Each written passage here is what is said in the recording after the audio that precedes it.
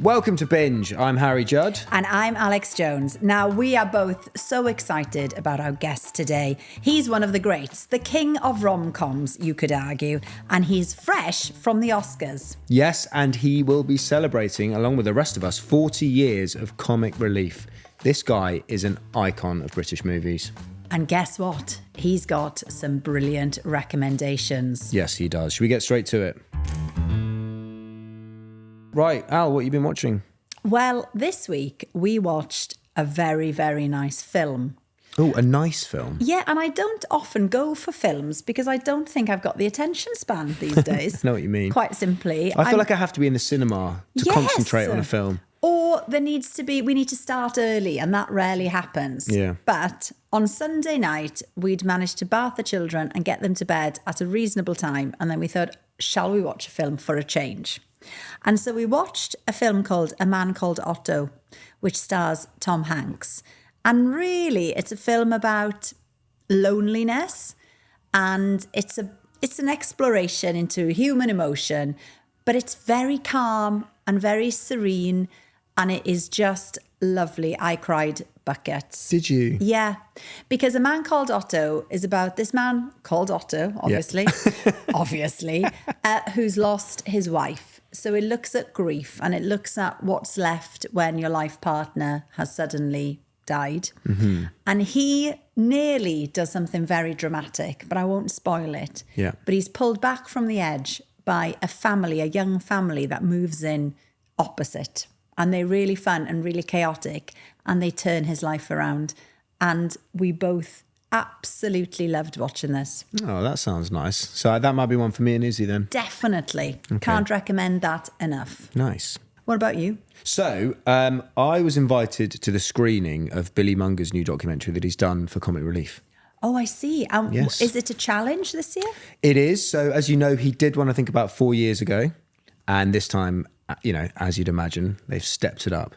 Billy takes on the Ironman in Hawaii, the Kona Ironman, which is one of, if not the most brutal Ironman. So an Ironman, Al, is a 2.4 mile swim, a 112 mile bike ride, and then a marathon, which is a 26.2 mile run. And bear in mind, in Kona, you are dealing with currents, you're dealing with winds, extreme heat. It is one of the most brutal Ironmans you can take part in. Wow. I mean, he is a superstar, Billy Monger. Yeah. He raised so much money the last time he did one of these challenges, and that looked really hard. This is next level. Is next level. It's incredible. So basically, and it's the first time ever that someone's taken on a Comic Relief challenge where he's dedicated an entire year to the training, because it is such a serious undertaking. Wow. Should we probably say as well, for people maybe who don't know who Billy Monger is? Yes, exactly. So Billy was a British racing driver who raced in British Formula 4. He sadly had a very bad accident and had to have both legs amputated. But since that adversity has come back and achieved amazing things. Obviously, you spoke about his challenge in 2020, I think it was, Comic Relief.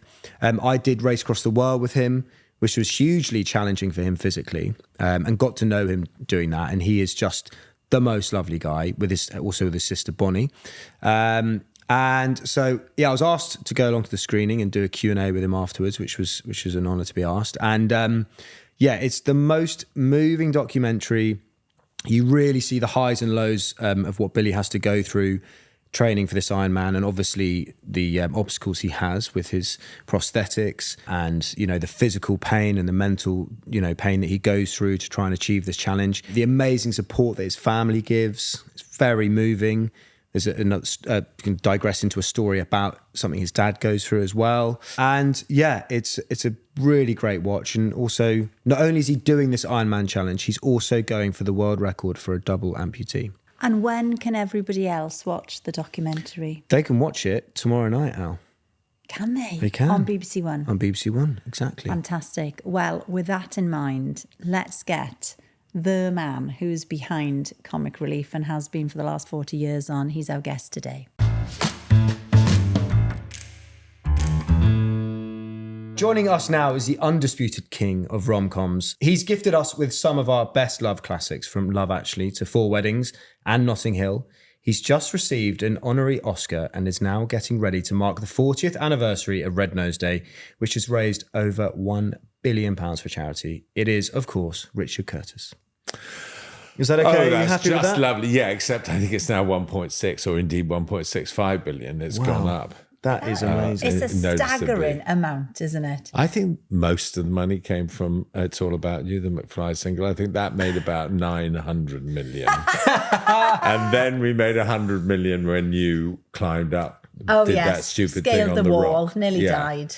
But apart from that, there's been some money made.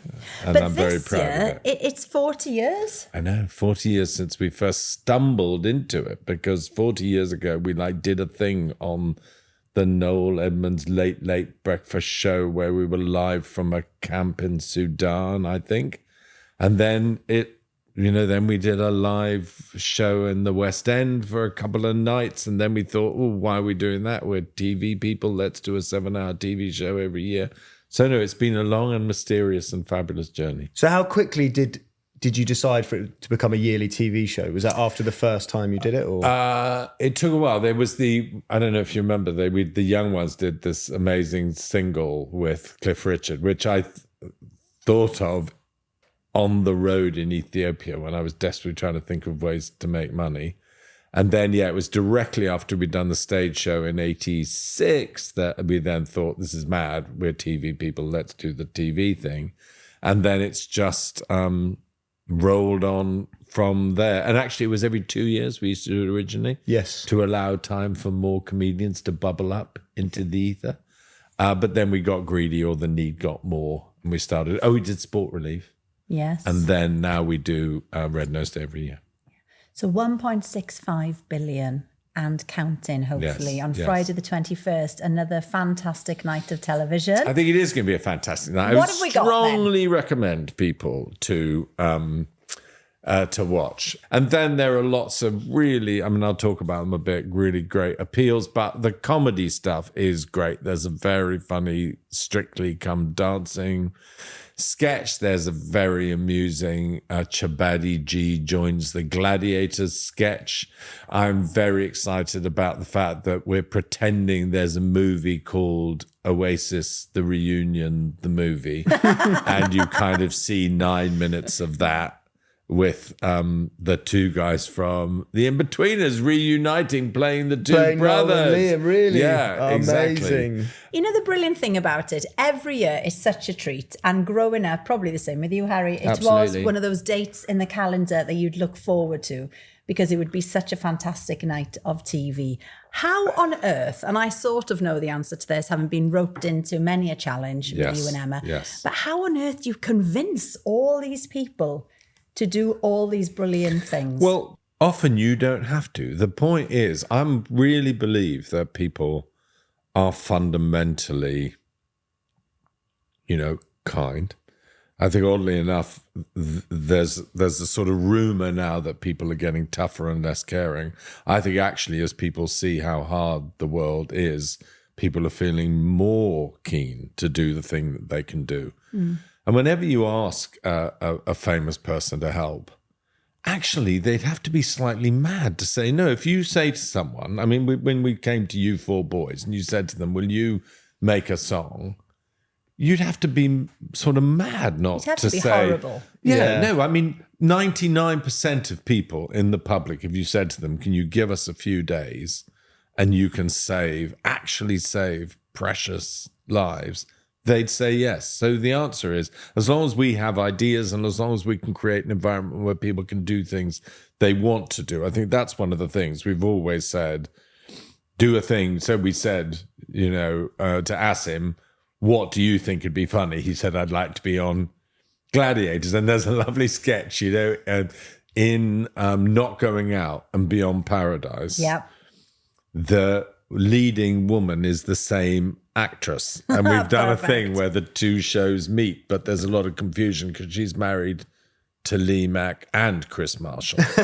And that's something Lee had noticed and wanted to do. So the answer is give people stuff that they're actually going to enjoy doing, and then they'll do Yeah. it. And now, of course, it's been going on so long that people have watched and know about the need. Yeah. I mean, it's a vivid memory. Sorry to talk about myself or McFly, but it's a vivid memory for us in our history as a band that I remember, I think I'm right in saying it was Abbey Road Studios. You came down and heard the song for the first time. No, you've got it wrong. You misremember. We came to you your came office. to our offices That's in Portobello. Right. Yeah. But then I think we recorded it at Abbey Road. Yeah. And you came to the studio to see the Yeah, hear we the did. recording. We did. But yeah, we came to the offices. And you played 2 songs. That's One right. of them was ghastly. One of them was ghastly. And the other one was like one of my favourite songs of all time. I do think It's All About You. It's like an absolute It's a banger. beautiful pop classic. And Yeah. that, because you're always slightly terrified, you know. Thinking, oh, they shit, turn up, it's they're gonna going to be play the me. 2 worst. They're going to play the 2 worst songs of all time. And then we're going to have to say, oh, God, actually, Can you do write some you more? have Bustard's number? Or could you do a cover? Yeah, or could you do a cover? So that was a very magical. That was very special moment. for us. Yeah, it was great. And we did a lovely programme last year, sort of farewelling with Sir Lenny Henry, Yeah. who, of course, is still very much behind the scenes. He's back. By the He's way. back. He's back. But people will miss him on the telly. How's it been then for him? No, look, I think he's doing a lot. I mean, actually, I think we sort of opened with him looking back over the 40 years and the number of I knew lives that he'd have been creep changed. And then he's creep. In fact, he had this great idea. What he was going to do was he was going to open the show this year and then be dragged off with a giant butterfly net. And then we were going to cut to him in a car driving back from Salford, watching it on his phone, going, "Oh, this is That's shit." a great idea. But anyway, we decided not to do that. But can I just say something about the need? Because in case I forget, because I've just spent the morning watching the appeals, and I think the thing is, it's so great still that people can believe that the money that they give really affects a single life. You know, so I've been watching about, food pantries in this country, and you really do hear about people who are saying if their kid gets ill and they've got to buy medicines, that's when they can't buy them food because they don't have enough money. And there we go, your 10 quid will be waiting, which will buy £100 worth of food. And similarly, HIV still, tearing lives apart in South Africa. Amazing woman called Millicent that we're giving money to. We pay her wages. She goes, she tells people which pills to take, when and how, so that you got a child who's going to have a precious child who's going to have a whole life, probably because of the money that you give. So I still believe, and then horrible things like domestic violence. We're the people who get women out and put them in a safe place. So I still believe in the cause, and I still believe in the power of little bits of money. The red nose you might order at Amazon, the t-shirt you might get at TK Maxx. That's going to perform this mini miracle. Yeah. But you know what? I mean, you've helped so many people worldwide, and in the UK, of course. You and Emma are like superhuman. I mean, I say this to you often, when we and you do such amazing things. And I know it's a huge team, but it must give a lot back to you personally as well to know that it's worked wonders, miracles, really. Well, yeah. I mean, we always think of ourselves as lubricants. We think of ourselves as just... I love that. We think of ourselves as just opening the door. We're a kind of very benign Vaseline. And we have also made lots of friends. Like, look how lovely to see you two. I had no idea you were married. It's so sweet. Oh, us too. No. What? We're here in this lovely house. No. We share okay. very similar lives. Oh, okay. Yeah. We're I mean, living parallel lives. Both have 3 children. Right. Similar names. We both have black Labradors. But to be fair, my actual husband is a lot more annoying than Harry. So she thinks. And I would imagine, let's be honest, pretty.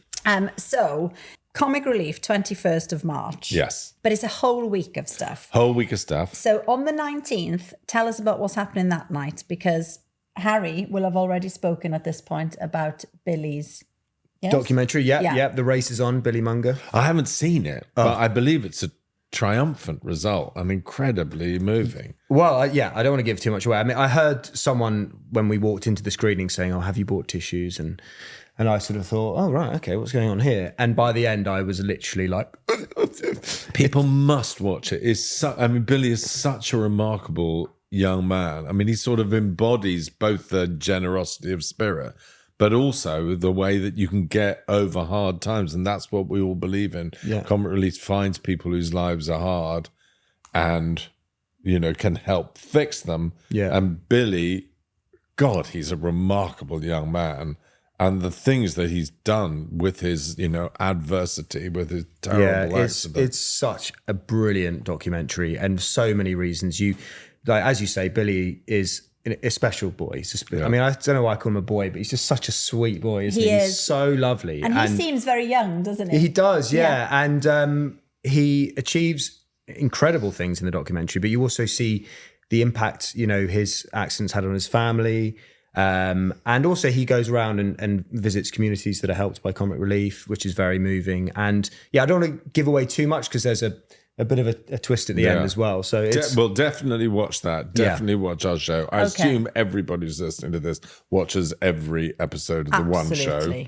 And I think we're going to have some fun on your show as well. So no, it's an exciting thing. Good. So 19th at 21st, then we've got the big night. So that's great. Okay. Look, you guys, thank you so much for what you've done over the years. And I would just say to anyone, this is just a window we throw open once a year to do stuff that will either you want to buy or that will entertain you. And then you can sit back on March the 22nd and say, I think somewhere there's someone precious or in trouble whose life's suddenly going to be easier. And thank you for opening the window. You've got to have somebody to open it. Well, apparently you just need some Vaseline. Yeah, I'm going to use the opening the window metaphor more than the Vaseline metaphor I don't know, from now on. lubricants. Yeah? That's a nice way to think of you and Emma. So you're just back from the Oscars, Richard. Yes. Gosh, what a zhuzhy life you lead. I don't lead a very zhuzhy life. I've been to the Oscars twice, and the first time was 31 years ago, I think, because we got nominated for 4 Weddings and Funeral. And my favourite moment was this, is at a party afterwards, Margaret Qualley came up to me, who was in The Substance, and I think her mum, Andy McDowell, was pregnant with Margaret when we were at the Oscars last time. No, and there you got this full magnificent. That's how long it's been. Wow. And yeah, it was fun. The Oscars themselves, yeah, it's fun because there's just so many results. Yeah. You get 27 envelopes during the course of it, and that was exciting.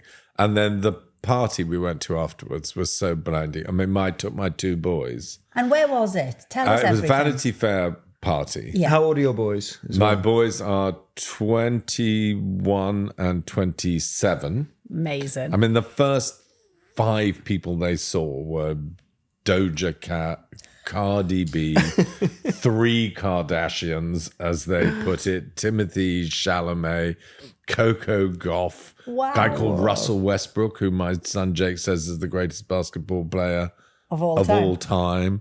So that was blindingly fun to see their excitement.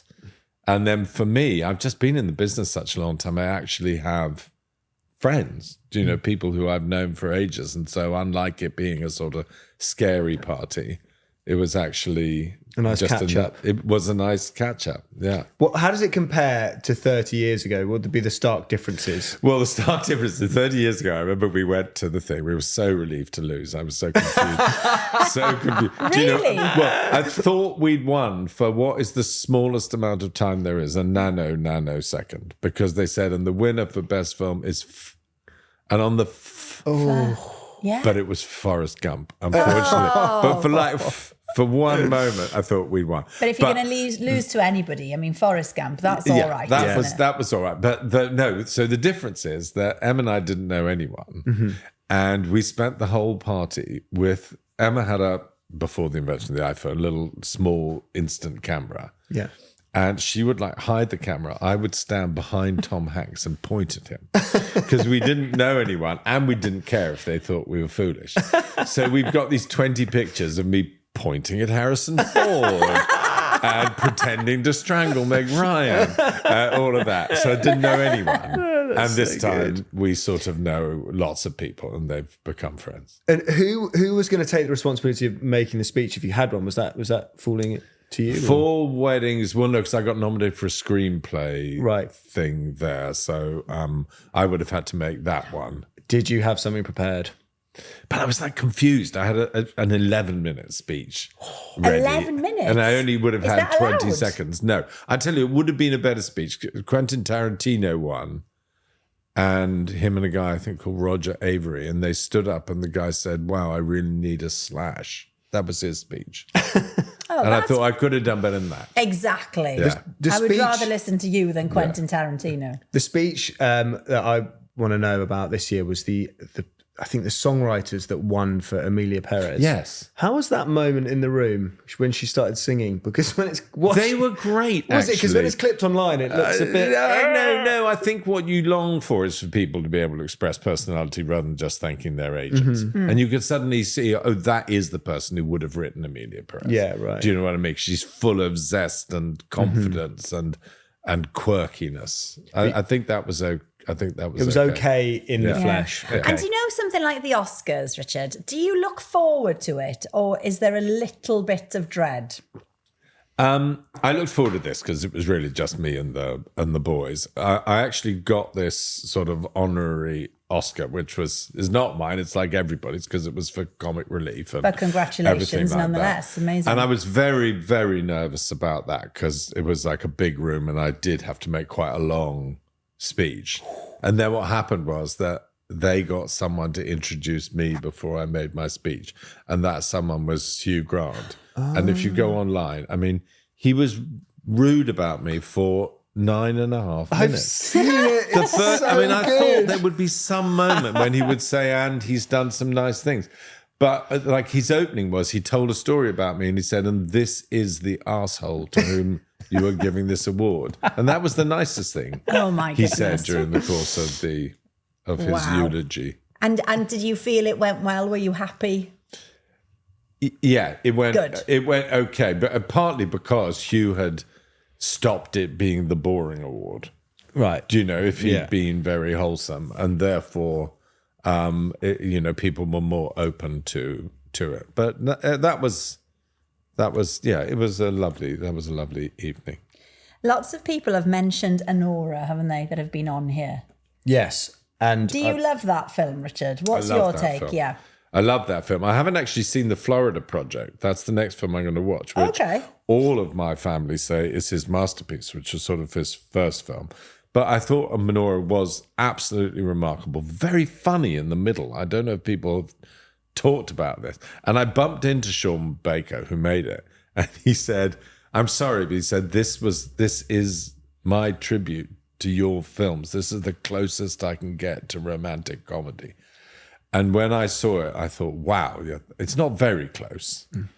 There's been a disappointing amount of nudity in my films, but it's a fantastic, sad, extraordinarily made movie. Yeah, Okay. one of my I haven't favorites. seen Not it. my favorite film of the year, but one of my favorites. Can I talk about my favorite? Yeah, Please can do. we hear your favourite? It hasn't come out yet. Oh, this And is good. I really Exclusive. do want everybody. I think it's coming out in May. Yeah. And it's called The Ballad of Wallace Island. And it's a tiny British movie. Tim Key. Tim Key and Tom Basden and Kerry Mulligan. And there are about 7 people in it. And I and Em watched it and we said, this is one of the 10 greatest British movies of all time. It's just absolutely, it's funny. You will love it. It's about pop music. It's about loneliness. It's really romantic in a kind of muddy Nice. way. It's set on an island in Wales. I think they shot it in Wales, but I think it feels like I Scotland. mean, that's even better now. That's tick, tick, But tick. all I can say is it's funny, moving, and please go to the cinemas and see this absolutely classic. It's as good as Local Hero, which is almost my favorite movie of all time. It's really, really wonderful. I mean, that is probably the most watertight recommendation we've had. Yeah. Richard Curtis recommending a British film. It doesn't get any better, it does British it? romantic musical film. Yeah, we're hoping to get Tim Key on the He podcast. is so funny. He and is one so of the funny. bees that I have in my bonnet about the Oscars is the infuriation that they tend not to nominate comedy performances. If you look at the performances that were nominated for the Oscars in the year that Peter Sellers was in the first Pink Panther movie, or Will Ferrell was in Elf, these extraordinary, Yeah. imaginative performances that have lasted a lifetime, and instead they nominate some bloke who shouts a bit. It's and it's a really great, hilarious, deeply touching comedy performance. by I'm Tim. really excited to see that. The thing is, what do you watch, Richard? I mean, are you fussy about having directed some absolutely brilliant films? You know, my favourite, About Time. That will forever remain my favourite film. Oh, you can well, rent that's the so house. sweet I was of telling you. Harry. Yeah. I looked on Airbnb. You can rent that house out for the Can you? weekend. You Oh, can. Okay. Very nice house. But are you fussy about what you watch? Do you like watching other sort of romantic comedy films, or do you steer away and watch something completely different? No, I'm very all the fussiness I have as a filmmaker, I don't have as a film watcher. I love movies. Some films I think, oh God, that is so close to my heart. There was a film called The Worst Person in the World a few years ago, Danish movie, unbelievably wonderful. I love 500 Days of Summer. Oh, I love that film. I love The Big Sick. There are films that I think are in my lane, but that doesn't mean that I don't like all sorts of other films as well. So when you sit down of an evening and you've got all the stuff that we've all got on Netflix and Apple and BBC iPlayer and all of it, what type of thing draws you in? Look, I've had to write this down. Good. Because Come on. I've stepped back a bit from some of my work. And so my main job now is watching television. And it turns out to be very nearly full time. Very nearly full time. And sometimes, like yesterday, I couldn't get to sleep. Sometimes I get up at like 1:30 to watch more television because I haven't watched enough television Commitment. during the course of the day. So I think there are people often talk about a golden era of this. The truth of the matter, there's always been lots of great stuff, and there's lots of great stuff around. Yeah. Do you want me to just Go start? on. I really want to know. The perfect guess, because it's, as you know, it's called binge. This is it's TV that you literally cannot draw yourself away from. Well, how are you going to start me? Okay, Well, here right. goes. Just comedy. You just something, comedy. Comedy. Go on, go. Colin from Accounts. Amazing. That was one of our Absolutely first extraordinary. episodes. We talked about that. Yeah, I mean, a really wonderful, so quirky, very romantic, the first series, slightly stranger second series, but still really great. Don't ever miss that. Big Boys, the I haven't seen it. sitcom on Channel 4. It's quite sort of, when you first meet it, because it's about students at university, you might think it's rowdy.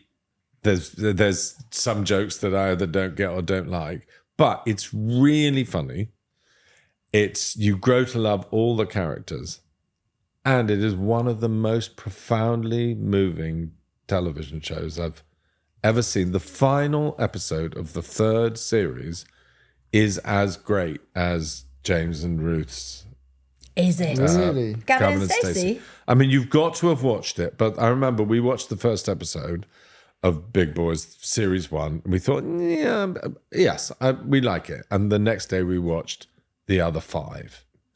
Really? Yeah. So sometimes you just have to get through that first It is episode. so great. So that is completely And fantastic. that's Channel 4, is it? Channel 4. I feel like why am I making notes? I mean, I could listen back to this, but I feel like I need to write it down. Then Nobody Wants This. Oh, Oh, love. that was brilliant, And wasn't second it? series coming. Second series coming. Nobody Leighton Wants May This is doing that classic. It's the rabbi, perfect isn't it? Yeah, exactly. There you are. Perfect watch for a couple. Yeah. Me and Izzy, my wife, we rarely watch stuff together, but this was just perfect. Both And absolutely that's why loved it. sitcom's so great because Yeah. it's so short, Yeah. isn't it? Do you know what I mean? You get that perfect half hour. I find it difficult to convince Emma to watch a whole movie. Same. We have too many animals in the house who are too distracting.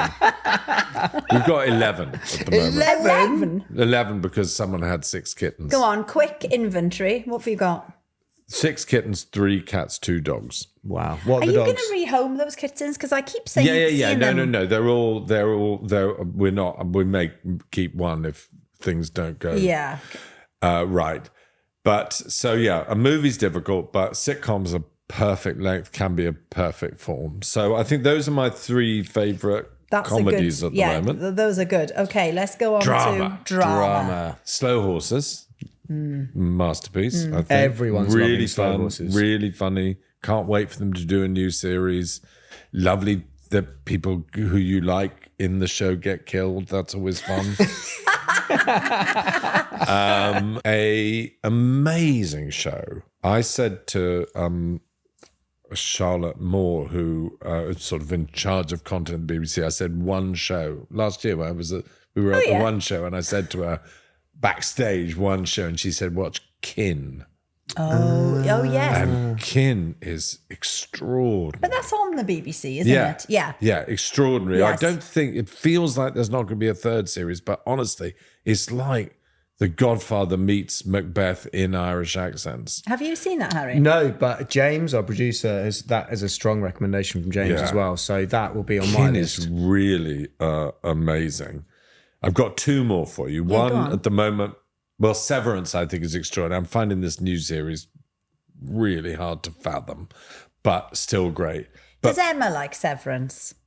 Emma loved the first series. I think she's got too old. I think her brain is just can no longer cope with the amount of information you have to retain. And there's the kitten. She's got kitten brain. So she's having more trouble. Paradise, which is this show by Dan Fogelman, who's Yes. a friend of mine who did This Is Us, which I thought was such a masterpiece. Paradise is really something. It's a great, big, epic, apocalyptic thriller, which is so close to what's happening with Elon Musk, amongst other things. Right. And Has Elon episode Musk- 7 of that Yeah. is one of the great hours of television. Right, okay. So There's an elephant in the room here, Okay. Richard. We're going to have to tell you about the elephant and introduce him. What? Harry. Okay, so hear me out. I watched episode 1 of Paradise, Yeah. and I thought, wow, the first episode is really interesting, and Yeah. then the twist at the end, Yeah. amazing. Wow, I'm completely hooked in. And then I found episodes 2 and 3 really dull, and they're an hour long. And also Sterling K. Brown, he's great, Yeah. but I also watched This Is Us, and I kind of felt, but by the time I got to the end of This Is Us, even with shows that you love, I was kind of a bit like, okay, I'm done with this 7 seasons. I kind of felt like I was just watching his character again, and I'm ashamed to say I've given up, Richard. All right, can I just say here? Yeah. What would have happened if after you'd played that unbelievably bad song to us in Portobello Studios, I'd said, look, I've given you a certain amount of my time. Let's not listen to the other song. Well, And that's how I think, I mean, I'm interested that is your theory, but episode 7 really is. Worth it. yeah, do you know what? And Vic here, who's part of our team, she's livid with me for dropping out at episode 3. So Yeah. I think in honor You're going of to you, have to go back. I think I in mean, the honor of problem is you, you've got to get through 3 more hours. But I think it's strong. And it's got this amazing actress, Julianne Nicholson, who was so great in Mayor of Easttown. Oh, yeah. In it, she's really... So I Can I think... just jump in and say, I think the song you're referring to is a song called I'll Be Okay. I think Yes. that's the other song we had at the time. Yes. Did that ever surface then in real life? That went to number 1, Al. Oh my God, Yeah, how do I? so- I'm a big Wow. McFly fan. How do I not know Okay, this? it wasn't the worst song of all time then. Okay. It just wasn't as good as All About You. Okay, here's my final one is this show called Deadlock. Oh, Okay. what's that then? So Deadlock is then that's Deadloch. Yes, okay. It is a Australian lesbian comedy serial killer thriller. What? Wow. And it is as odd as that. And first episode, sort of again, you think, wow, these characters have a very strong flavor. What the hell is going on here? And it is really fantastic. I mean, I think we watched the whole thing in 3 days, and it's a proper thriller. It's got really good jokes in it. The characters are absolutely bewitching and unlike other characters you've seen before. I really recommend that. That has completely escaped us, isn't it? Yeah, never heard Nobody's of talked it. about it. Yeah. So on what is 100% Rotten Tomatoes score, which Yeah. is Oh, is that right? fantastic. Oh, hooray. Can I point Look out? at that. Can I point Paradise is only 63% on Rotten Fine. Tomatoes. Wow. Just Okay. FYI. So this is a definite. This is a shoo-in. This is Yeah. for good television. What's it on, Vic? Can you just scroll up for us and have a little look at that? Amazon. Yeah. Fine. Right, Richard. That is great. So we've done drama, comedy. Any films now then? And Nora, Okay, obviously. then we good. Well, no, I think I'm just going to stick with ruthlessly with the Ballad of Wallace Island. Yeah, no. Well, I like that, Perfect. and I And like the just sound say, of the go for worst person. Was it Oh, the worst person in the world is really extraordinary. It's a Danish movie. It's just like a young woman trying to sort out the loves in her life, made by extraordinary filmmaker. I remember I was sitting with a friend of mine called Cameron Crowe, Yeah. who wrote Jerry Maguire, and we were sitting in a restaurant, and I said, Cameron, I've just seen this absolutely amazing film. And he said, I've seen an absolutely amazing film. And he said, okay, well, let's count down and say what that absolutely amazing film is. We went 3, 2, 1, and we both said, worst person in the world. And he said, I was so frightened you were going to say Pineapple Express or whatever another movie was, but because Licorice Pizza, he thought I was going to say. But we both then got in touch with a filmmaker. We sort of did an Academy screening of it. It's just it's got one of the great scenes in the history of movies, which Really? Okay, should we not spoil it, but give it a little it's tiny a technical tease? effect where something in a completely realistic movie, something completely unrealistic happens of such beauty. And this girl is so fantastic. So that's a great movie. And that, look, 96% as Yeah. well on Rotten Yeah. Tomatoes. Yeah. Do you know there's a thing, Richard, right? Because, loads of people will have watched lots of your films and think that they are the most fantastic films, and they are. Like, I'm a big fan. My wife among many, and myself. I mean, and also I think for us as well, and I'm experiencing it now with McFly. We have people who started as fans 20 years ago that, who are now in their 30s, 40s, and we are nostalgic for them, and we hold a kind of special place. And your movies do that for, I think, so many generations. Isn't that lucky? I mean, I do consider it luck. You just try your hardest. You do your best work that you can. And the idea that somehow you produce something that has a sort of either a comfort or familiarity element or something like that. Because where I want to charge forward to is, if you've liked my movies, my Desert Island film is a film called Breaking Away. Okay. And that's the I'm one. doing it again. I'm writing things down. So Breaking Away was a movie. It's a romantic comedy cycling American Friends movie. And this is 1979. 1979. So an influence on your writing. Huge influence. The jokes of the central character, the romance, the detail of the friends. And I can recommend it because the other day, rather oddly, it was on in Albury in Suffolk. I saw it was on. 8 of us went to see because I said, I think this is my favorite movie ever. And it was as good as I remember. And you hadn't gone back to it because you were too worried? Hadn't seen it. No, I just hadn't seen it for 35 years. And it was randomly on.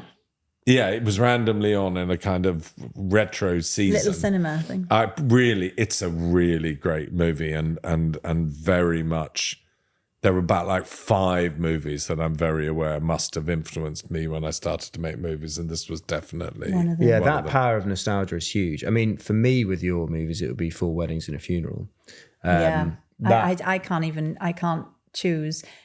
But in terms of the feeling of nostalgia, it's it's my childhood, it's my teenage years. Oh, that's There incredible. is a comfort to them and a familiarity, and I can watch Love Actually, and I know I still enjoy it. And we had all of that music at our wedding. Oh, That's how much we love you it. and Harry when you got married. Oh no, sorry, I've got confused again. Do you know what? Confused Talking of weddings, and so Tom, my bandmate Tom, he did a wedding speech that sort of there was this viral hit. And do you know how I describe it? I described it as it was like being in a Richard Curtis film live. Yes. It was like being one of those things where you think that was so moving and romantic. It just doesn't happen in real life, but it was literally like being in one of your films. It was great. Oddly enough, I ended up watching it just again the other day. Yeah, and it's very good. I love it. Yeah. And you know, people. Oh, not my movie. Sorry, his speech. Oh, his speech. His speech. No, I wouldn't watch the movie No. because it's got that awful Hugh Grant in it. Oh, yes. And we Can't don't bear like him him. now after the Oscars, do we? No. But people watch it on planes, and I've watched some of your films on planes. I mean, rewatched because I've seen them all. But and there's a thing that we were talking about, but people do cry more on planes. It's Yes, a fact. I think that's true. Yeah, the mild cry. Can I tell you my plane story? 'Cause I had lunch with Demi Moore the other day, and I was thinking, Sorry, you can't just land that do in. I have no? And I was thinking, what's my connection apart from the fact I think Ghost is one of my Inspire movies, and then I suddenly remembered that my first movie was called The Tall Guy, and I remember going on a Virgin airplane. Early days of movies on airplanes, there were two: Indecent Proposal, starring Demi Moore, Great. The Tall Guy.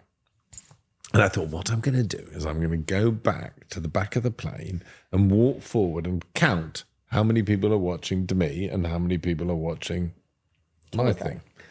And I went to the back, turned around, and every single screen, apart from one, was watching Indecent Proposal. One person out of 180 had chosen to watch my film.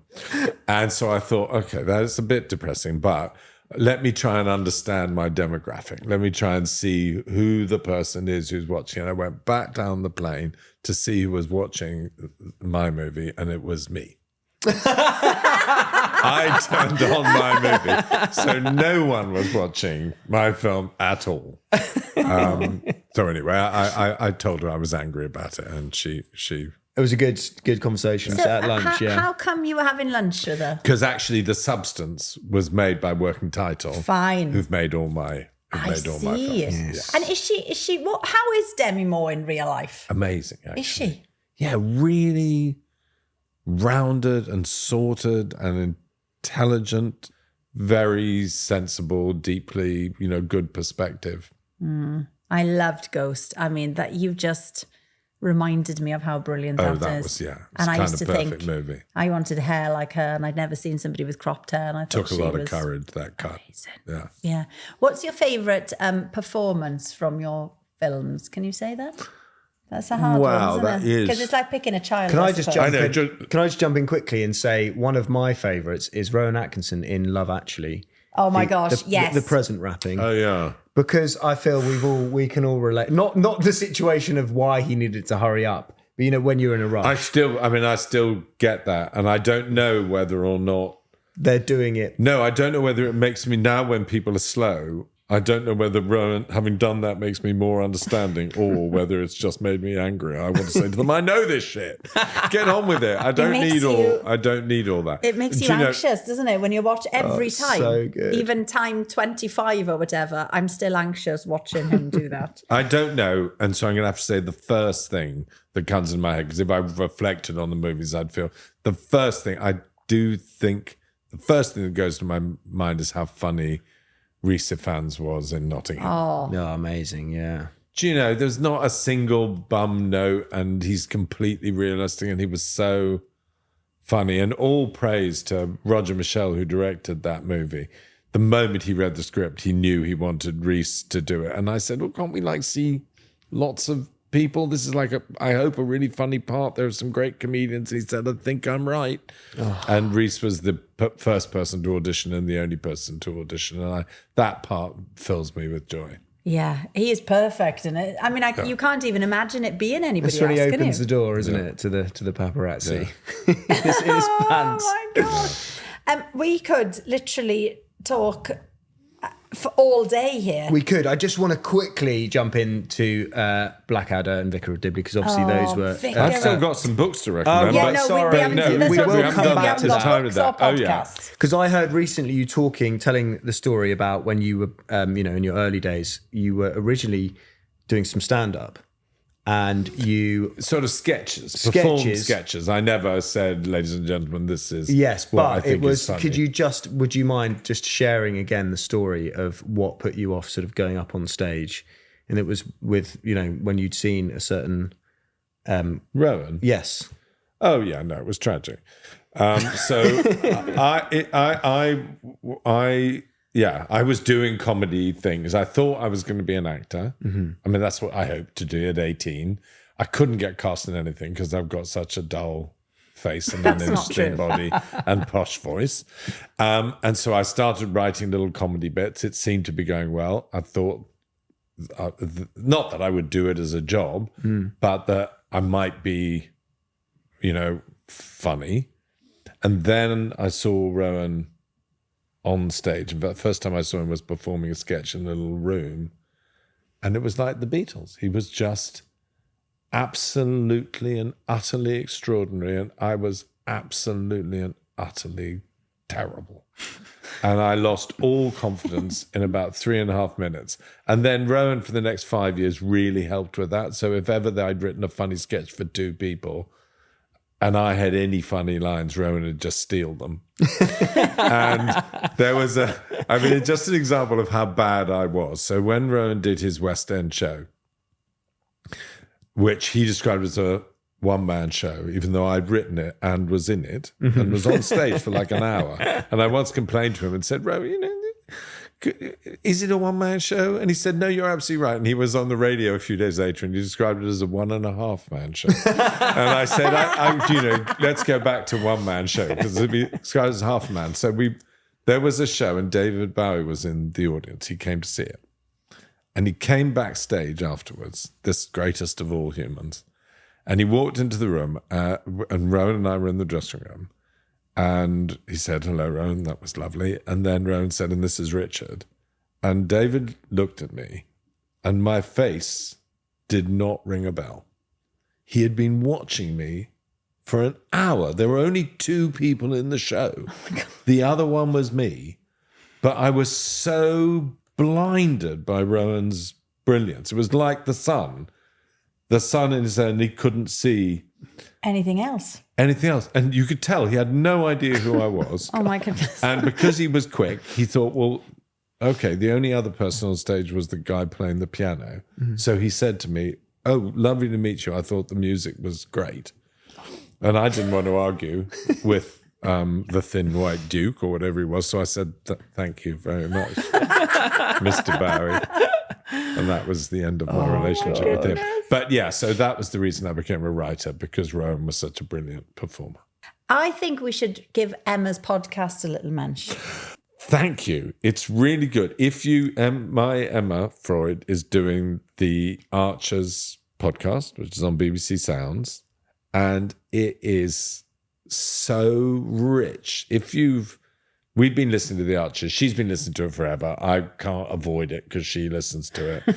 It's been going for 73 years. Wow, has it? Even older than me. It's the oldest and longest running radio show of all time. But if you listen to the Archers, there couldn't be anything better than Emma's podcast. Every week it feels different. Some weeks she interviews one of the actors. She interviewed an actor who'd been in it for 50 years the other day, and they got access to all the clips, so they could play his first scene when he came in when he was 23, and the one where his brother died, as it were, and the one where, and also it deals with whatever's happening. So Ambridge has just been flooded with sewage, and they got an expert on how that happens and who's responsible. And so tends to be a performer from the show every week dealing with issues. There are some funny ones. Ruth Jones, who's an obsessive Is she? Archer's fan was on it the other day talking about her favourite characters.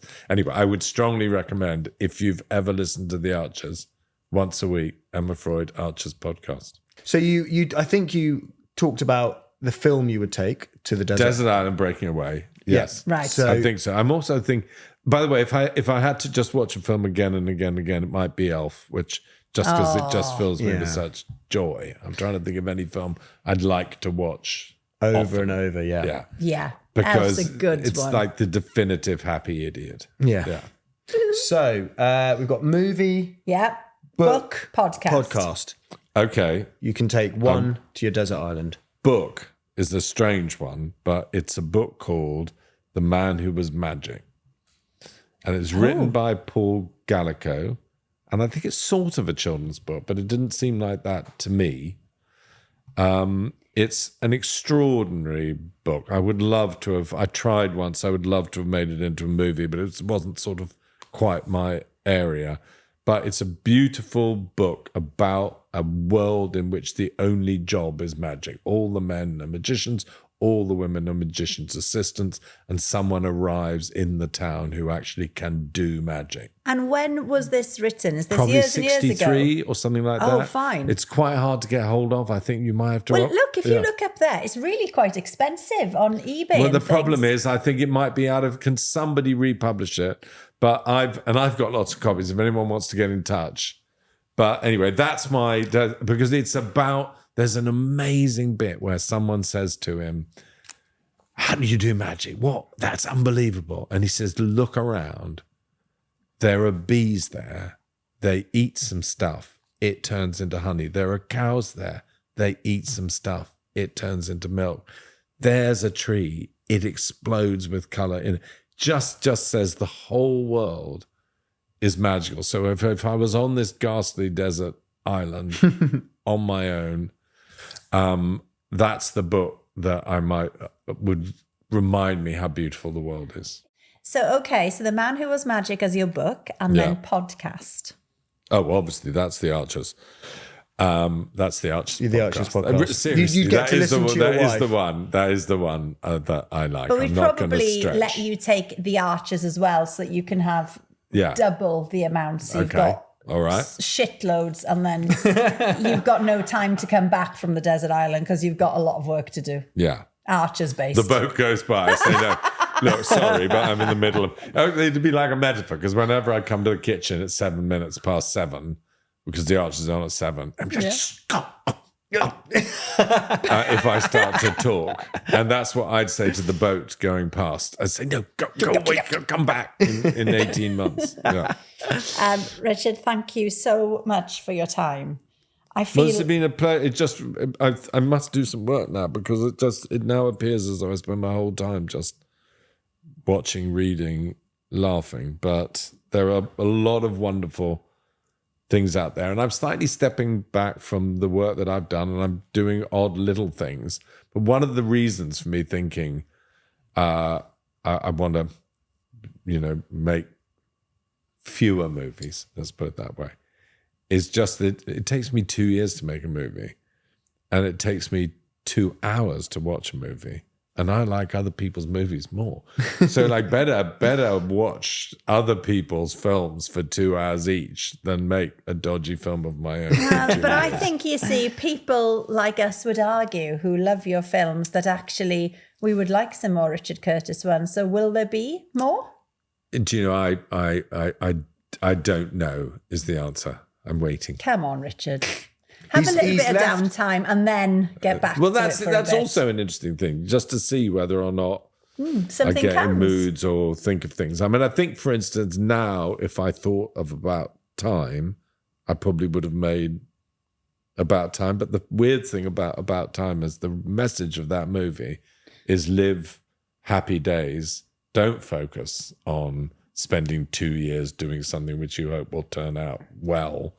Just see whether or not you can be happy. I've been very happy doing this. Well, on that note. Yeah, thank you so much. You're very welcome.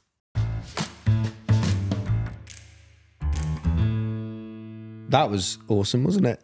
That was one of my favourite mornings. I kind of just wanted to keep talking to him. We talked to him for over an hour, and I think, both of us felt maybe we should let him go home now. But I could have happily just talked to him for like another 2 hours. I know, when we thought we were wrapping the conversation up, he'd drop some name like Tom Hanks and you'd go, oh, hang on a minute, we can't stop now. He's so amazing and very grateful. So what we've been trying to do recently in these episodes is pick our top 3 recommendations. So what would you choose from Richard's choices? It's nearly impossible. There were so many TV series, books, so many great films that I can't wait to watch. But I think because he is a filmmaker, should we go with 3 films? I think that's a good idea. I mean, I just want to remind our listeners and myself, I want to watch Deadlock. Yes, that was a TV series, wasn't TV it? series, yeah. And Big Boys, that was a Channel Channel 4 comedy. And Kin as well. That came highly recommended by Richard. So, yeah, but let's do films, shall we? I think we should do films. His big one that inspired a lot of his work, he said, was Breaking Away. So that should be there. Yeah, he said that is probably his favourite film of all time. Yeah. So Breaking Away. Okay, and then the film that isn't out yet, but I think we've talked about, I've certainly seen a trailer for it, that he says is, did he say the best British film of all time? Of all time, right up there for him, is The Ballad of Wallace Island. Okay, that needs a place in the top 3. And then I think we should do The Worst Person in the World. Yes. Because he was very enthusiastic about that. Yeah, he sold that brilliantly. And you were drawn to that, weren't you, Al? 100%. And do you know what? I'd never heard of any of those 3 films. No. What's been going on? Oh, gosh. And then the books, I mean, The Man Who Was Magic, we won't go there, but that would be a fantastic book to buy for the kids and read it to them, wouldn't it? He has properly sorted us and our binges out, hasn't he? I mean, our list of things to watch and read is now tripled. I know, so brilliant. But that is all we've got time for because Richard Curtis just talked for so long, which we were grateful for. Don't forget, we want to hear about what you are liking right now. Email hello@bingepodcastofficial.com or you can WhatsApp us. The number is in the description. Binge is a Viral Tribe entertainment production. Join us next time as we help you sort the binge-worthy from the bin-worthy. Goodbye. Bye.